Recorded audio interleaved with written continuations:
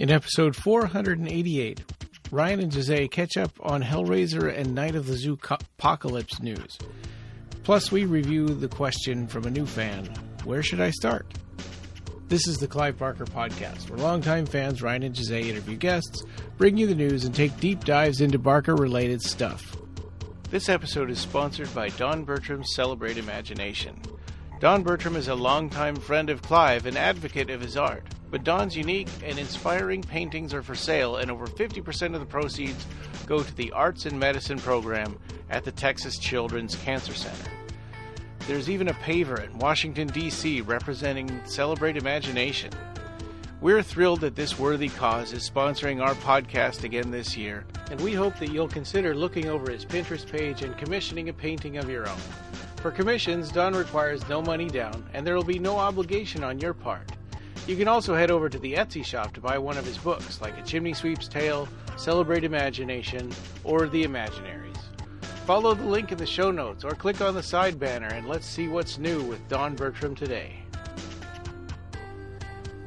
Check out his recent paintings, Axolotl, The Perch 3, and Choir Boy 2 on Facebook. Don Bertram painted a guitar that was raffled off in March, to support the Texas Children's Cancer Center.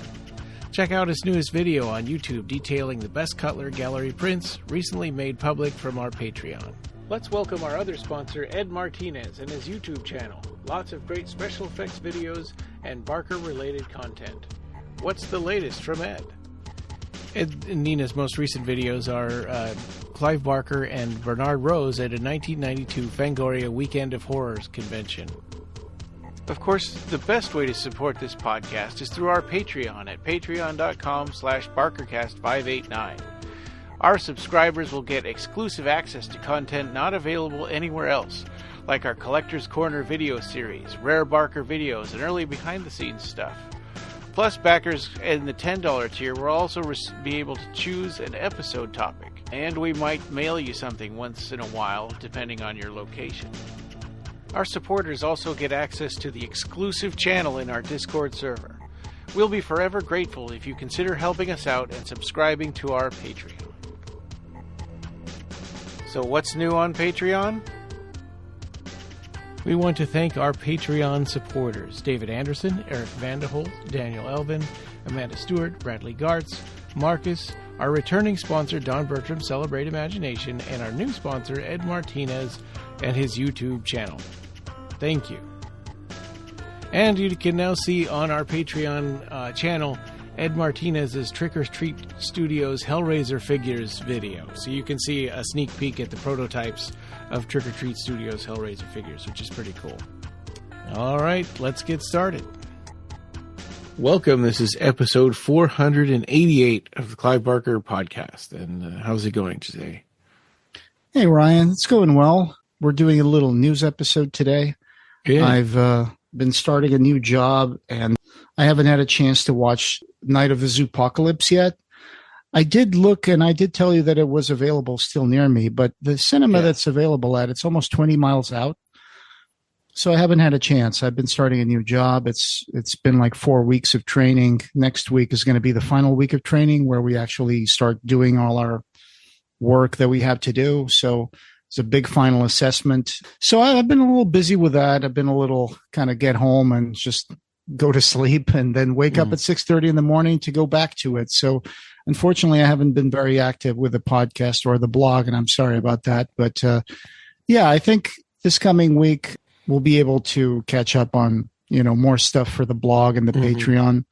I guess first thing I was going to mention is the studio that I finally got electricity over to it. And I sent you guys some pictures I put together. So far I've moved a couple of bookshelves out in there, and I put Clive Barker books in, which doesn't seem like a lot of progress, but I'm moving all the books out there in a suitcase through the snow. Yeah. People forget that it's really cold in Alaska still. Yeah. So so that's been a long process. I haven't gotten the desk, or I think it's going to be a table. I run out of money. That stupid electrical thing cost a ton.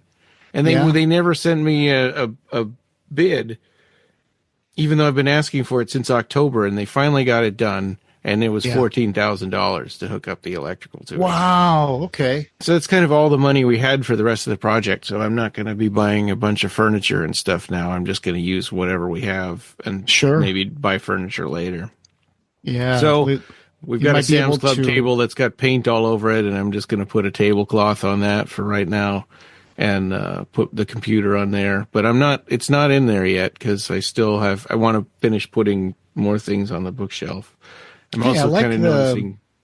I like the pictures I'm looking at. I see the couple of bookshelves that you put in with the books, and I see you got a nice rug on it with a heater.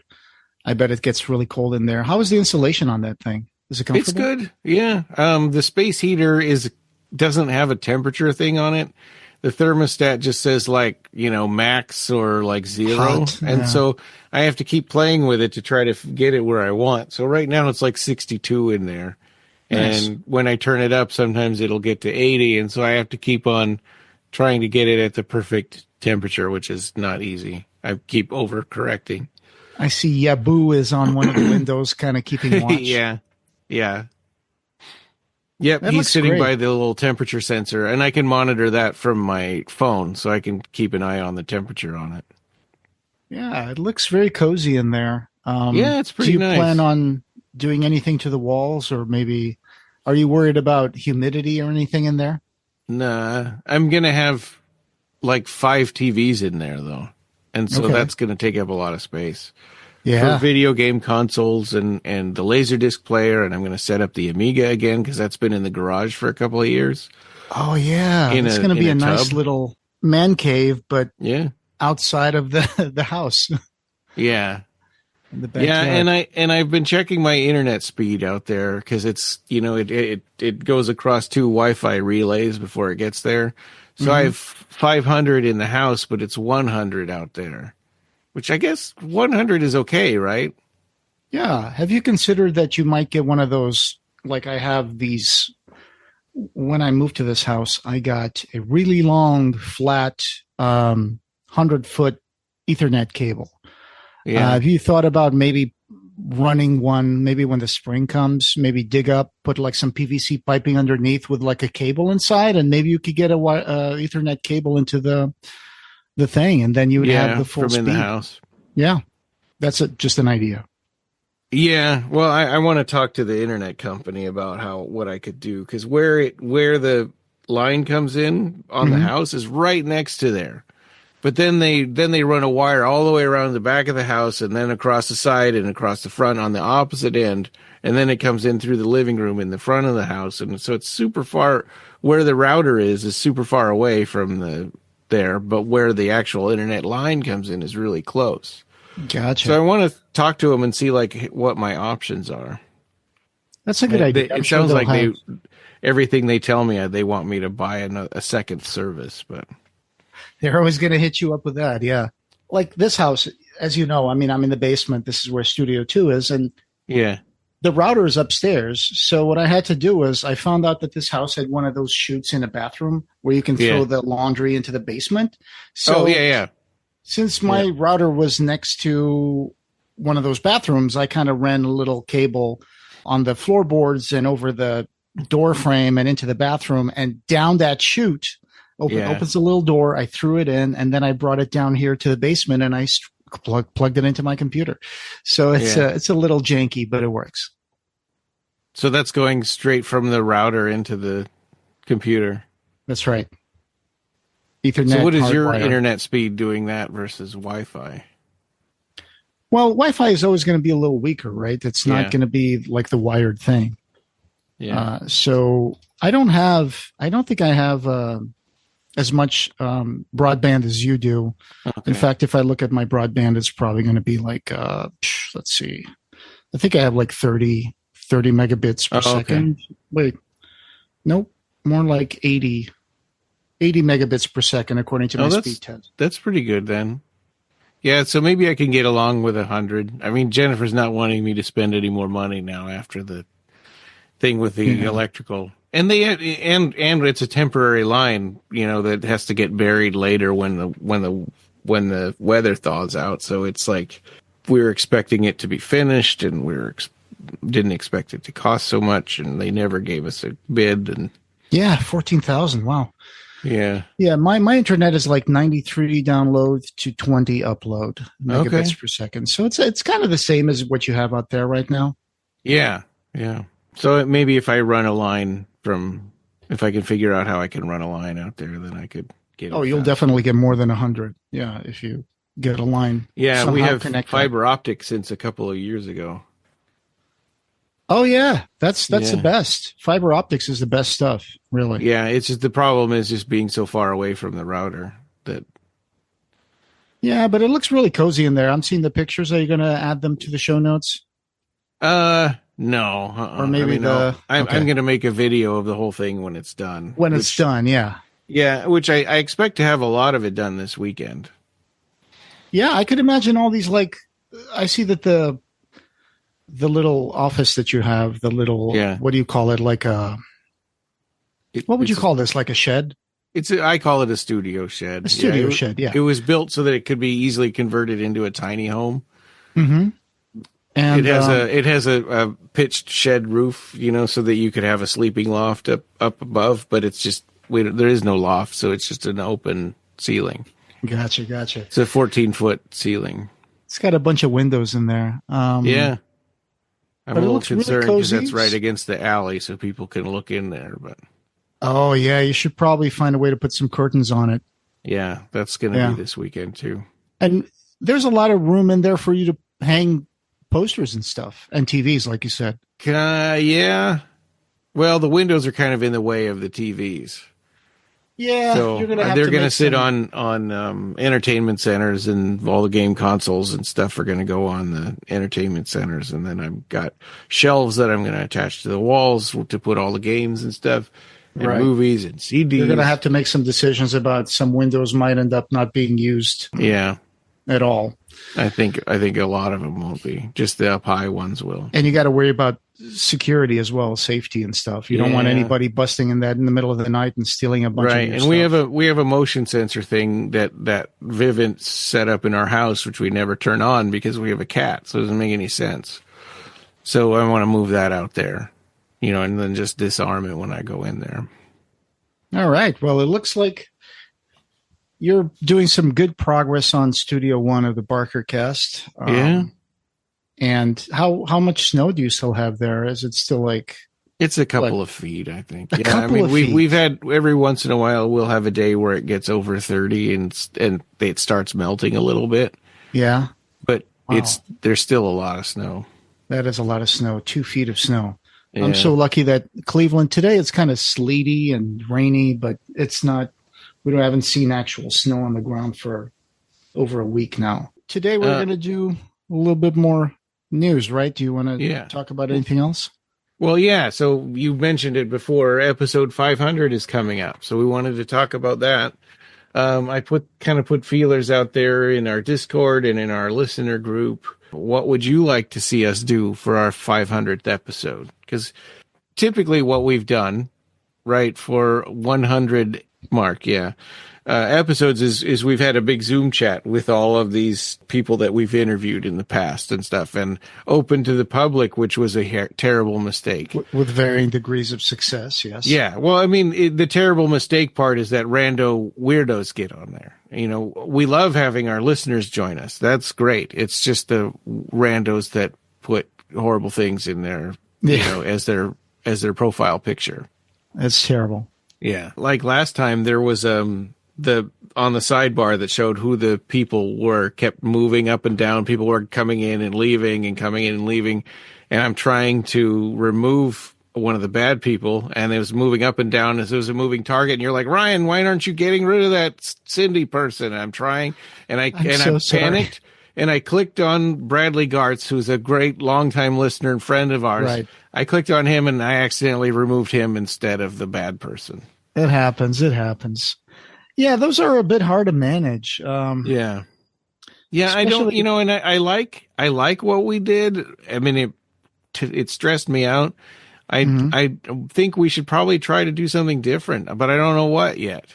Something more specific, probably, where we could control it a little better. Maybe just have one guest or something. And maybe we could read comments from people if they want to send comments and stuff. Or if someone really wants to join from our listener group, they could probably send us a message and we would find a way to put them, in the chat so we could talk to them a little bit, something like that. And I just put that on this morning, but we did have one feedback on that from Sareth, who was used to work for Clive Barker. Sareth Ney said, and he's been on our podcast before, he said, 500, right. Congratulations. Hopefully Night of the Zoopocalypse will be streaming and hear your thoughts on it. Also, see if you can interview the folks that brought Clive back to the cinemas. So, yeah, he's thinking of making an episode focused on Night of the Zoopocalypse. He watched it and he seems to have really liked it, so that's cool. Sure, I've read some good stuff about it. Like I said at the beginning, it's 20 miles away from me, so I was tempted to wait. It's thousands of miles away from me. Yeah, so I would like for us to be able to see it, both of us, before we talk about it. So I think that's true. Yeah, and that was the thing. It's like even if you had seen it, I don't know how good I would have felt about having you just spoil it. I don't want to spoil it for you. I know that this podcast is supposed to be for our listeners and not just for me. But I don't know. I would just feel weird about it. I don't know if I do. Yeah, no, we don't have to do that. So I think we probably, I was probably thinking about waiting until it reaches streaming. I'm not sure where it's going to show up. If it's going to be on Netflix or Amazon Prime or Disney Plus. I guess it depends on who is the company that's putting it out, right? I was trying to find out if there's a date for it to hit streaming, but I wasn't able to. I had heard that it was a limited release, that it was only for 1 week, but you're saying that it's still in theaters around you. Yeah, it opened on March 3rd.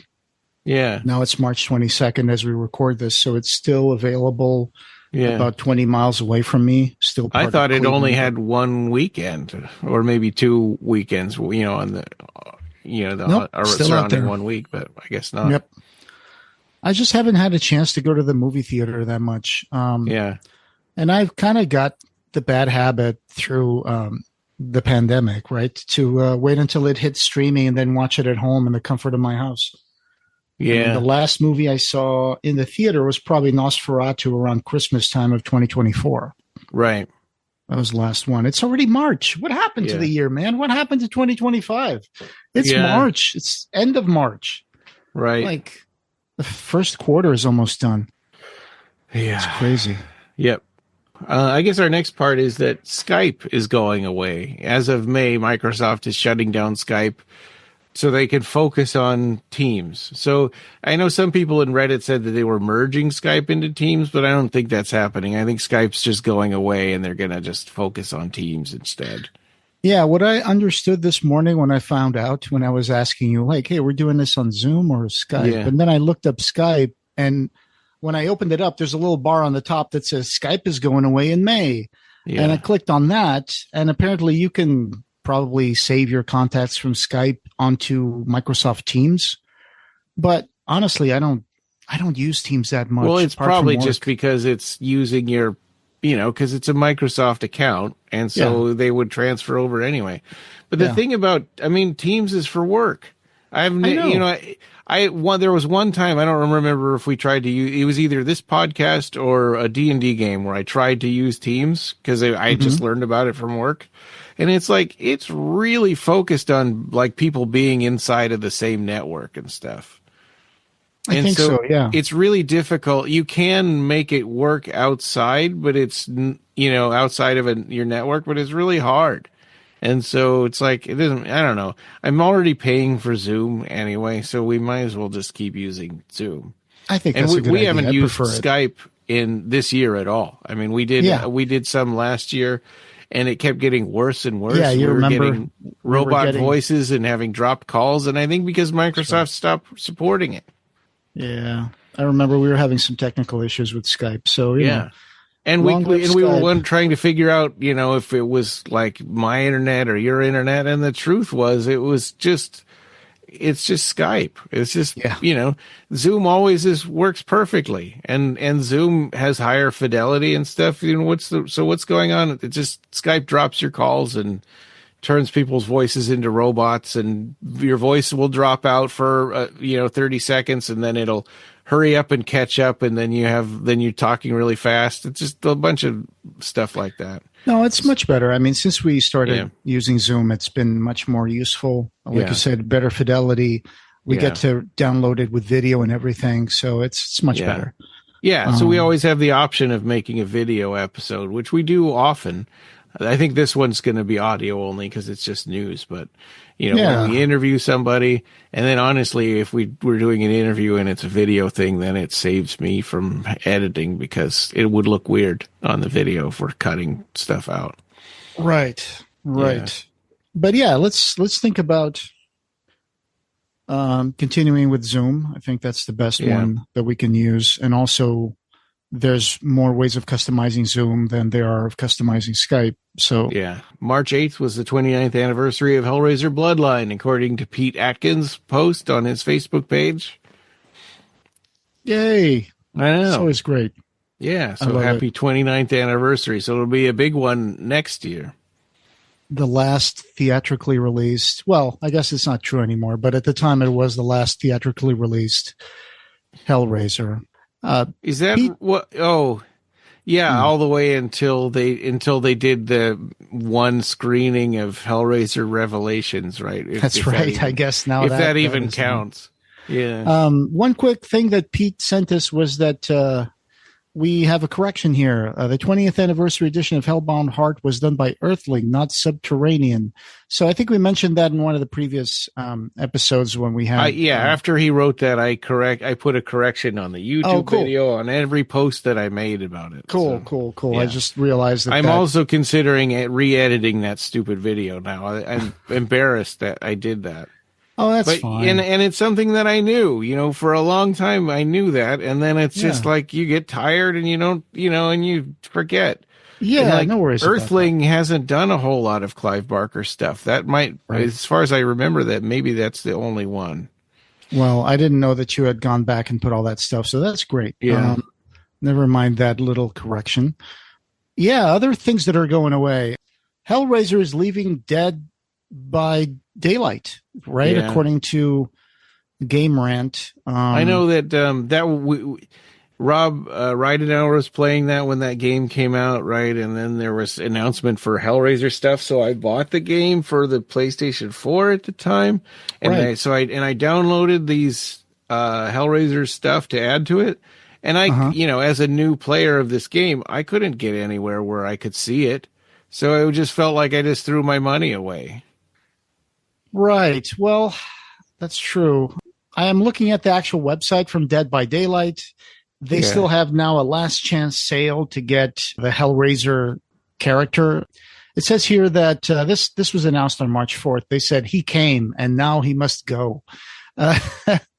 So the Cenobite is no longer be available to unlock in Dead by Daylight starting April 4th, 11 a.m. But for those who already own the Cenobite, his perks or his cosmetics, your content will remain accessible to you. If you're interested in unlocking the Cenobite or any of his cosmetics, including the Chatter Legendary outfit, they'll be holding a last chance sale with 50% off all things Hellraiser until it departs the fog for good. So I'm looking at the images. It was pretty cool. I didn't know it was such great outfits for the Cenobites. For anybody that has played that game, it's like a multiplayer game where you've got like a group of 4 people in like a junkyard or somewhere where you're trying to escape, and then there's a serial killer that's after you, and that's the 5th player. And so it's like, do you guys all escape, or does the serial killer kill everybody? And that's how you figure out who wins. And so they just swap out who the serial killer is with all these different it could be Jason or whatever, right? Yeah. So it's not really suited to Hellraiser. I mean, that's like a really superficial way of looking at what Hellraiser is. But I don't know. I mean, people like it because it supports Hellraiser. Yeah, it's just like a skin or something for the villain. They do say for players that do not own the character, the Cenobite's perks that were Deadlock, Hex, Plaything, and Scourge, Hook, Gift of Pain, they will undergo a name change. They're going to be added to the general perk pool, and they're going to be available in the Blood Web for everyone. So it looks like those perks are going to stay in the game. Associated charms and achievements will be updated to reflect these changes. So, Okay. yeah, if you still want to hold on to the Hellraiser stuff after it leaves, you can still buy it, and everybody who owns it will keep it. Yeah. It wasn't, I mean, I played it a little bit. I don't know. It wasn't my favorite thing. It got a little repetitive.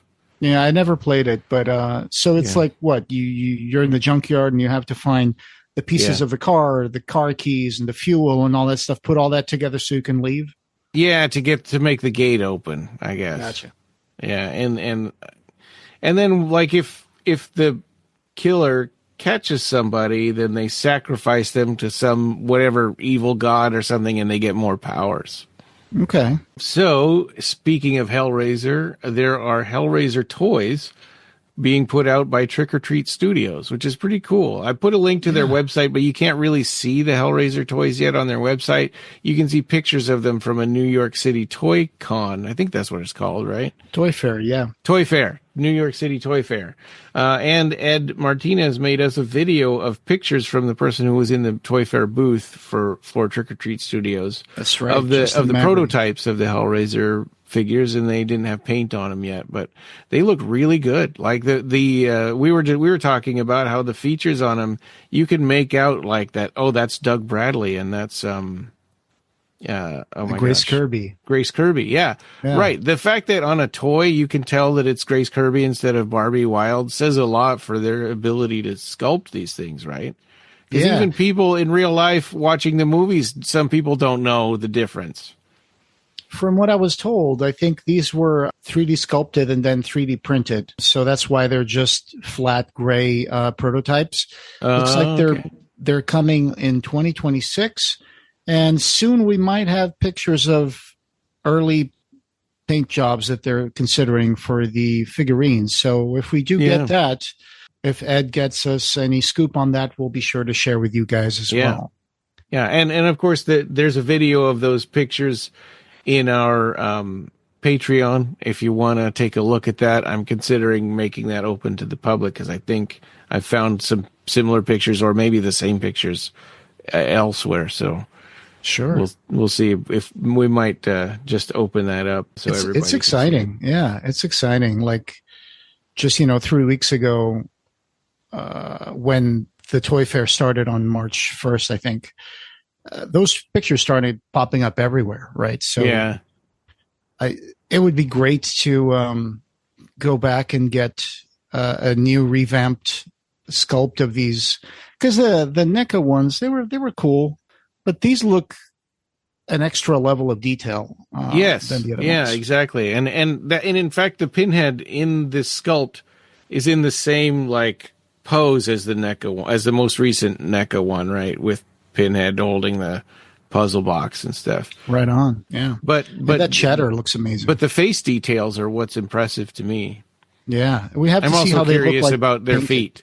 I want to know what kind of feet, Pinhead has and stuff. Right. You can't ever see his feet. And I want to see how they look like painted because sometimes you see more detail when they're just flat. And when they're painted, sometimes if the paint job is not that good, it can make it a little muddy. But we'll see how that looks like. I'm sure they'll do the best job they can. Yeah. If you look at, there's a Reddit post, I linked to it in the show notes about these. And one of the comments was like, it's always these same four guys every time there's toys. Like, yeah, that's because they're the classic lineup. I mean, if they're going to do all these other ones, they have to start with the classic lineup first and then sort of work their way through the more obscure ones. I agree. I mean, I don't know if somebody really would want them to make Spike, but how much is that going to sell? That's right. People are going to be like, what is this one? This wasn't even in the movies. Yeah. But yeah, it would be nice to see toys of the new Hulu Hellraiser 2022. Heck yeah. Yeah. There's a lot of Cenobites there. Was it like 7, I think? Or 8? Were you talking about the NECA lineup? No, I mean in the Hulu movie. There's a lot of Cenobites. Yeah. Oh yeah, there's like Face, there's the Hell Priest, there's I think there's like 5 or 6, right? Yeah. And the Mother and of course, Chatterer. We interviewed the actor who played Chatterer. I'm pulling all of them right now. So yeah, it's the Mother, it's Face, it's the Chatterer, it's the Hell Priest, it's Gasp. Yeah. But I think we were missing the Weeper, and the other one was Asphyx. Asphyx, that's the one. That's yeah. I couldn't think of that name. Yep. And then of course there's also the one that Voight turns into. Right. Yeah. I don't know if it has a name. Yeah, maybe in the second movie it will. Mm-hmm. So, Night of the Zoopocalypse, we talked a little bit about. You found a feature. Joe Blow, I think. Joe Blow, yes, thank you. It's a 4-minute feature, and it opens up with a writer, Holman, the writer and producer of the movie, and he talking about the origin of the story and how it came from. It said Clive Barker and a writing partner working on a graphic novel, which to me that sounds like Mark Miller. I bet you that it was with Mark Miller at the time. This goes back to 2014. If you go to the 31st Revelatory interview, they say that the one he was working with was Ben Mears. Oh, was it? Okay. Yeah, Ben was part of that 31st Revelatory interview. It said here, Clive was talking and he said, right, it's very hard to make it as a movie. There's another one, which is Zoombies, which was the story that Clive had written at the time. It says, we had another project open up yesterday, which I just signed a contract on. So this was back in 2014. So that was like 11 years ago. This is how long these things sometimes take to gestate and fall into like a void, and then they get picked up again. And they said that, Zoombies, that a meteor hits a zoo, which is the same. But then it turns these animals into zombies, which is not what's happening in the. They're like, that's a little bit too much for a children's movie, because killing an animal and making it a zombie is kind of irreversible, right? Yeah, they didn't want to make them undead with flesh falling off. So what they compromised with this new movie is they're kind of like they turn into mutant animals. Gummy mutants. Yeah. Gummy mutants, right? Gummy zombies. Gumbies. Yeah. That's what they say. But yeah. And then there's kind of a long extended trailer after that short talk by the And the animation looks great. Yeah. But I just wanted to. And it has the line, "You punched my grandma in the face." Yeah. Well, she was a monster. Yeah. Ben Mears said at the time that there was an animation company that was very interested in making a film called Zoombies, which was based on that idea that Clive had where a kid is trapped in a zoo during a zombie outbreak.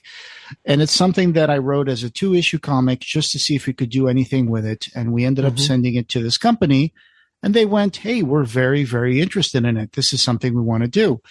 And it was going to be their first venture into children's movies. So it's going to be full animation, blah, blah, blah. So this is them talking 11 years ago about this. And now finally the movie is out. I wonder if it was the same company at all, but probably. Yeah. I guess it takes time, especially to do CGI animation and all that. Right. But it's great to see Clive's name on it, to see that it's been mentioned everywhere that it's based on a Clive Barker idea. So yeah. And I've seen people on Reddit saying, "What short story is this based on?" I'm like, no, it's not. It was a treatment. It's not a short story. Yeah, Zoombies. I don't know a lot about that, but apparently it was around the time when Ben Mears was trying to come up with like a 2-issue comic for it, and then this company became interested. So from the mind of Clive Barker, Night of the Zoopocalypse. Yeah, you're gonna have like David Harbour voice in there from Stranger Things. Yeah, and all the animals are they're animals. They're not humanoid, but they also speak, which is funny. Yeah. Right. And there's like a miniature hippo that looks like a giant jelly bean. Yeah. This trailer that's in the we've got a link to it in the show notes. With this trailer this featurette that you found from Joe Blow has a pretty long extended trailer. I think it's the longest trailer I've seen for the movie so far.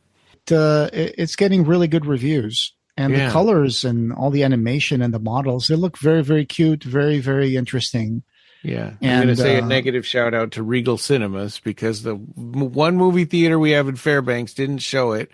And then I was like, well, what about Anchorage? It's 360 miles away, but I'll check. Nothing in Anchorage either. So my whole state doesn't have it. Yeah. That's annoying. Yes. Well, hopefully it'll hit streaming services at some point. I would think soon, but I don't know. It depends on how well I don't know. You never know these days, right? Sometimes they're simultaneously in streaming and in theaters. There's something weird that I was looking this morning to find out any dates when this would hit streaming platforms. And I did find something on Google that says the Night of the Zoopocalypse would be available for streaming on Disney Plus. But I think it's just the Google AI kind of trying to give me an answer. Yeah. That's always the first result now, and you never know for sure if you can trust it. Yeah, right. So it's always that Search Labs AI overview says Night of the Zoopocalypse is available for streaming on Disney Plus. Well, guess what? I went to Disney Plus and I couldn't find any news about Night of the Zoopocalypse being there. So yeah, good job, Google. You kind of broke your search engine with AI. Yeah. Who's the studio that's putting the overall distributor or studio that's putting it out? Because if it was Paramount, it'd be on Paramount Plus, right? And if it was like a Sony movie, then it would be probably HBO or Max, I guess you call it. Good question. It says it's country of origin Canada, Belgium, and France. Production company is Copperheart Entertainment, Charades, and U Media. It was filmed in Toronto, Ontario, Canada. I'm not sure I can find more. Maybe it'll be Netflix then. That sounds like a Netflix type of deal. That could be it. I wish I knew Although more about Netflix is focusing way more on TV shows now than they are on movies, which a lot of them are. I know it's Viva. There's also a company called Viva for children. That's part of this. So okay. Yeah, I hope that it hits streaming soon, and that way we can both watch it and then discuss it on the podcast. I tried to search for it on Apple Plus, because a lot of times you can rent theatrical movies, but they're expensive. They're or you can buy them, but they're really expensive, like $25, when it's early access. And Amazon does the same thing. But it's not there. I don't know. I do want to bring in just a quick thing. It's not even on our notes, but when I was looking around for stuff about news, I did find someone posted in the Reddit subreddit for boomer shooters. They posted a love thread about Clive Barker's Undying 7 days ago. Oh. And someone, the Anchovy King said, even with its jank, Clive Barker's Undying is such a unique experience, one of the most unique FPSs I've ever played. And then people are just reminiscing on it, saying, man, I remember this game. Yeah. I don't think it's fair to say even with its jank, because it's a game from 20 years ago. 25 years ago, right? It's like 2001 or something, I think. It was using an old version of the Unreal Engine, I think. Yeah. It wasn't janky at the time that it came out. It was like cutting edge. I don't know. It's not fair. It's not fair to judge it against games that are coming out 25 years later. Yeah, I get it. That's the funny thing is you can still get it from GOG. And yeah. We mentioned it in one of the previous episodes that this game was on special, right? Wasn't it special? Yeah, it was it was on sale for like $3 or something. I've got it downloaded on there too because I emulate Windows on my computer. Oh, cool. So have you been able to get back to it at all? Yeah, I played it a little bit. Mainly I've been emulating Windows so I can play Phantasy Star Online. That's right. I played that with you a couple of times. Yeah. Interesting. But yeah, so, Undying, go check it out on GOG. Yeah, and we had talked briefly on one of our last news episodes that GOG had a survey to see what games should come out, and there were a lot of votes for Jericho. So that would be great. Yeah, if they can get that stuff back there, that would be terrific. Yeah. There's always a problem with licensed games getting reissued, right? Because then they have to pay for the license again, for a new platform. And that's why those fall through the cracks a lot. I'm not sure how that really works when it comes to the games that were licensed and then the license expired. Right. Yeah. It's like, Sega has the Outrun games and they're licensed with Ferrari.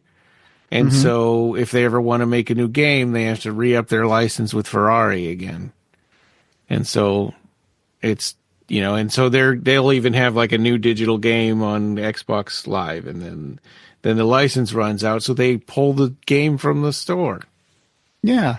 But it's funny because you can still see people streaming Jericho. Like I just looked up on Google on YouTube while you were talking, and there's a guy called Tony Plays Everything. He just streamed 5 days ago Clive Barker's Jericho, and I guess he was playing it from Xbox. So I guess he could still do that. Yeah, if you have an Xbox 360, you can just still play it. Yeah. He's streaming, or the PlayStation 3 version, which I didn't like the controls as much. I have that and I tried it, and I like the Xbox 360 version better. Yeah. But Undying, if I can just bring back a memory that I think might be shared by a lot of people who played it, was, you remember when you get beaten by invisible monks inside the chapel of the Undying house? Yeah. And you have to find a way to be able to see them so you can fight them. I kept dying in that part, and it was just kind of so frustrating. Yeah. Yeah. I think, do you have the Tibetan war cannon at that point? No, not yet. I think you get the Tibetan war cannon when you start going into that weird dimension where there's floating rocks and stuff. Yeah, you get super overpowered when you get the Tibetan war cannon. Yeah, you know what spell I also like? The one where you can focus it and you start creating a skull 2, 3, and then you can release them and they explode against the enemy. That's the other really powerful thing that you have. Spell, yeah. Undying. That's really good cool stuff. And Clive Barker's a voice actor in that game. That's right. That's right. He's one of the family members. The one that was still alive briefly, I think, right?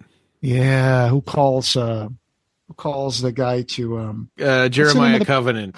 Jeremiah. That's right. Yeah, that's Jeremiah. Yeah. He's the main character. I forget the guy that Clive Barker played. I forget his name right now. It's one of the brothers. Yeah, it's been a while. I remember the secret room that you could find early in the game where you could shoot bats coming out of like a window. Yeah. I think that's it in terms of news, right? I mean, there's nothing else that we... Something just popped up this morning on the Clive Barker subreddit that I manage. And so I saw that and I thought, well, this is a story this is a thing that we've talked about before, but it's always nice to, when it comes around again, because you can imagine what it would be like if you were a brand new Clive Barker fan. He's saying, this is Open Chapter 2873 is asking, where should I start? He's like, yeah, of course I've seen Hellraiser and stuff, but I want to start Clive Barker stuff. So what would you advise somebody if they asked you where should they start? Is that a question for me? I'd probably direct them to the Books of Blood. Yeah. And other people said that, and some people said, but if you like novels, I'd recommend The Great and Secret Show. Yeah. But my thinking is, I feel like people should, if they're really a fan, they should start at the beginning, at the Books of Blood, work their way through the collection of everything in chronological order. Except for, I would read the Aberrat books together, and I would read Everville after The Great and Secret Show, even though he wrote other books in between those. Yeah, I can see that, because you're a completist. I mean, obviously you're going to go by that. But I think there's if you're more into young adult fiction, you might want to start with The Thief of Always or Aberrat. Yeah. If you then if they did that, then the other things would be pretty shocking. Yeah, that's true. But maybe they wouldn't want to read the other things. Maybe the people who want to read that is unfathomable. I know. But there's people out there. I've met plenty of Clive Barker fans that just stick with one side of it. That some people just like Hellraiser. I mean, that's a lot of the Hellraiser fandom. Yeah, right? Some people just like Hellraiser. Some people just like Nightbreed, and they've read Cabal, and it became their thing. Yeah. Or if you like Cabal, maybe the next book you should read would be Weave World, because it's kind of similar thematically. Yeah. If you're more into the big, heavy, epic tomes, then I would recommend start with Great and Secret Show and then Everville. There's supposed to be a third book for that. One of the books that supposed to be a fourth and fifth book of the Aberrat. Yeah, and there was supposed to be a sequel to Galilee, but that's probably not going to happen. And apparently now Deep Hill is a sequel to The Thief of Always. That's right. Yep. That's what he said in the recent interview. I just don't think I would direct people to start with anything like Galilee or anything, because that book is not really... There's interesting themes in that book, but at the same time, it's going to leave you wanting more. And unfortunately, there isn't any more, right? There is no... Galilee was set up to be like a trilogy, and it's never going to have a sequel. Yeah. which is kind of sad because Yeah. I thought he was starting a really interesting kind of story, even though the Yeah. mechanism by which the story was being told felt a little weird. Because it's Well, you just could like even this- say that about Cabal. I mean, Cabal was Yeah. meant to be a trilogy. And Yeah. and it ends on a note like, well, what's going to happen next for these characters? It does, but in some ways, I find that to be comforting because it feels like it's a new beginning for them and it can go Yeah. anywhere. It Yeah. doesn't feel like you're stuck on a cliffhanger. Like Yeah. you feel But like you're going to be all right. Clive Barker's contract with HarperCollins was predicated on him writing sequels to things like Cabal, and then he goes on to something else. And I think that's one thing about Clive Barker that people have to make peace with, is that he will create something that people just can't, is amazing, right? And people love it so much that they want more, and they want, like, okay, make the next one. And he's on to something else. And it's also typically something really awesome that everybody's going to feel that same way about. Now I want more, right? I mean, Yeah. now what are there 11 Hellraiser movies? That's right. Yeah. But one of the things I felt like he really nailed the sequel of was Everville in terms of making a sequel to Great and Secret Show. Because the first one was fine. It could have just stayed with the first one. But then he kind of expanded it with the second. And apparently he has in his mind the answer on how that trilogy is going to end. But, we got to wait until. That book was a little surprising, I think, that Everville, just in that the way the Metacosm is described and the Ead is way different from what I was thinking it was, when we the read first book. Yeah. Yeah. And then there's this hint that Kassoon is alive, and then it turns out he's not. And the relationship between Howie and Joe Beth, right, takes a pretty nasty turn in Everville. And they were kind of like the happily ever after couple in the first book. I feel like if Open Chapter 2873 is listening to this, we're probably spoiling some of the books before he even gets to it, and I'm sorry about that. But well, I don't know. I mean, if you haven't read any of this stuff, it just might sound like nonsense. I would say because he says he knows him because of Hellraiser Tortured Souls from McFarlane Toys and the 2 games with his name. Yeah. Maybe a good thing for him would be to get into Tortured Souls, the book, and know more about that. Well, but if he has those toys, then he would have read those already. All right. In that case, maybe Hellbound Heart. And Hellbound Heart. I think, that, because like after I saw Nightbreed, I was like, oh my God, I have to read the book that this is based on. And I went and read Cabal. Then I started reading everything in chronological order. I'm looking at the post on Reddit, and I just came across your answer. You should read them in release order, with the exception that I would read the series together. Yeah. There you go. And he said, yeah, I respect that. I'll be seeing how I do it for myself. Thanks, man. Yeah. And I told him we're going to be putting this on our podcast episode. All right. Yep. So, start wherever you want. With the kind of stuff that you like, because he's got so many different kinds of fiction. It depends on what you're into, like I said. Yeah, but I think the Hellbound Heart is a good place to start, because if you're familiar with Hellraiser, that's a good gateway into the literary. The Hellbound Heart is really kind of like an extended Books of Blood story. I would like to see Clive get into something like science fiction-y. It doesn't have to be pure science fiction, but if he came up with something that would be more, I don't know, more technologically, like, maybe that's asking too much, because Clive has a strange relationship with technology. But I think Imagica is the most science fiction he's probably ever going to get. Okay, well, or the Reef with the Reef with the books of the art. Oh my God, the Reef? I was just imagining like an old computer with like a big CRT, in the office, and like in Harry Moore's office or something. Well, you remember when we came up with breaking news from the Reef, I tried to get all of us to put together little clips to make an intro video for and everybody's like running to their computers or whatever, and then I was going to have my Amiga and like a fax machine or something next to it. We should totally do that. Okay. Yeah. But that would have been like 10 years ago. I was trying to get us to do that. We should still try to do something like that. That'd be cool. Yeah. There could be a lot of funny stuff that we could do with that. Yeah, we're all kind of running to get to the computer at the same time, and then we all sit down, and that's the end of it. Yeah. And then we unravel the Reef. Yeah. All right. So coming up next, hopefully we'll be able to find a way to watch Night of the Zoopocalypse, both you and I, so we can talk a little bit about that and our impressions. I should also add episode 500 to this list, right? That's episode 500, soon. Which is coming within like maybe 12 more weeks. Yeah. This is 488. So maybe around the summertime, that's when it's probably going to hit. Give us ideas. What would you like to see? Who would you like us to invite? If you want us to invite anybody special, would you like to be a part of the episode? Just let us know in our BarkerCast listener group on Facebook. I know people are going to say you should invite Clive Barker, and we probably, if we tried really hard, we could probably make that happen. Sure. But then the thing is, like, everything to be known is probably known, right? So...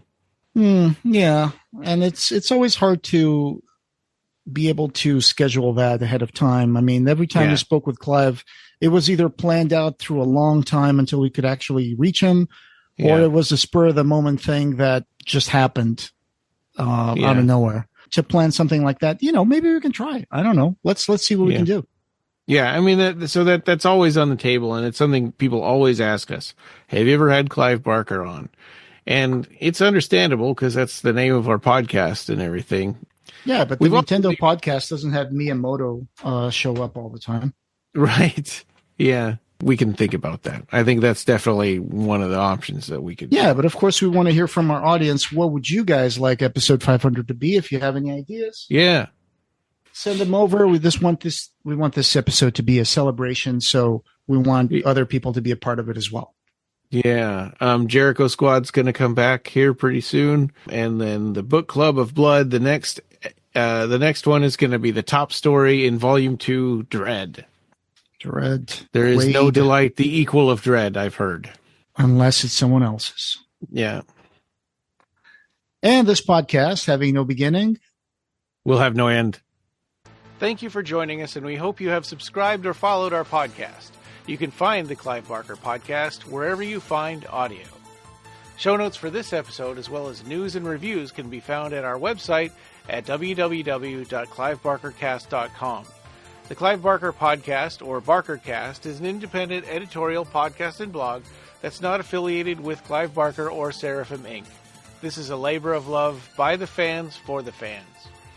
You can chat with us on our Facebook BarkerCast listeners group, our Facebook page, Reddit, Blue Sky, or our Discord server. Have you already bought our book? The BarkerCast Interviews Occupy Midian, available in Amazon hardcover, Kindle, and Apple Books.